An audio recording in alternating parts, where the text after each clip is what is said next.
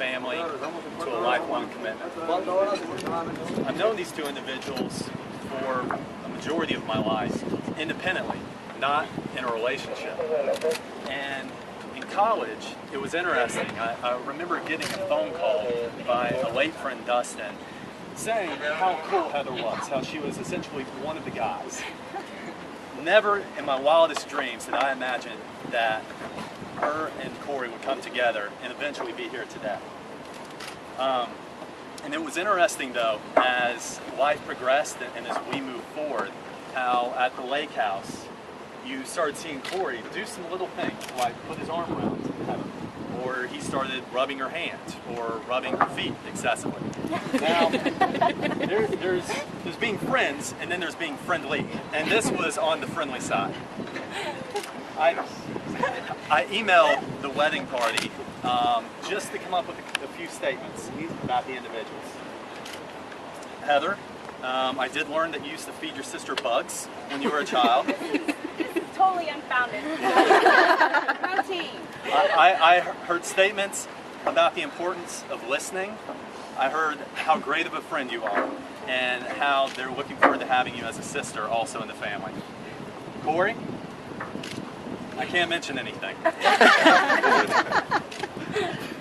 So I started looking up different scriptures and Bible verses to say here, and one really stood out, and it was in James.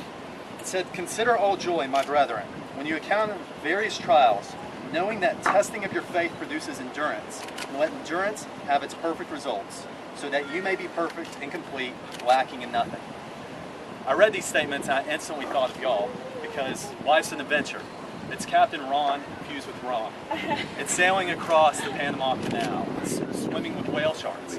It's having your best friend marry you. But it's the ride. And everyone here is excited to watch the adventures unfold in the future. So if everybody can bow their head and pray.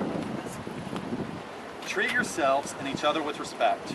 Remind yourselves often of what brought you together. Give the highest priority to tenderness, gentleness, and kindness that your connection deserves. When frustration, difficulty, and fear assail your relationship, as they threaten all relationships at one time or another, remember to focus on what is right between you, not only the part which seems wrong. In this way you can ride out the storms. When clouds hide the face of the sun in your lives, remember that even if you lose sight of it for a moment, the sun will still be there. And if each of you take responsibility for the quality of your life together, it will be marked by abundance in the life. Amen. Amen.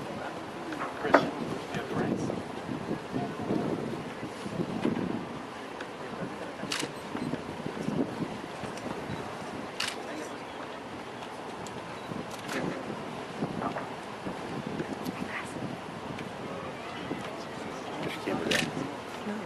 She's taking pictures of her. Corey, do you take Heather And I'm to be your videoing, wedded so wife, to live together in marriage?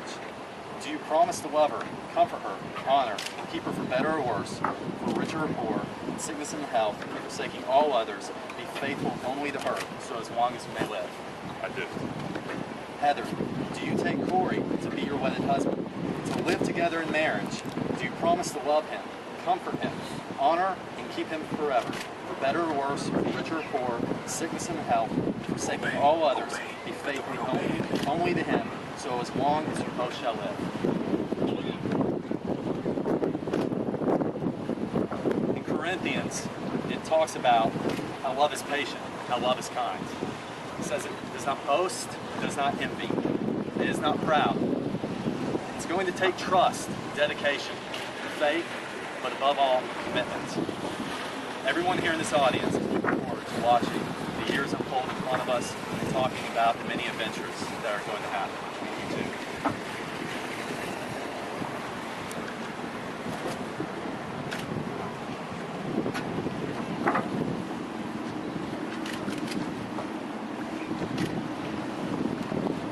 Much as you have each pledged to each other lifelong love and devotion, it's now my pleasure to pronounce you husband and wife. You may kiss the bride. Ladies and gentlemen.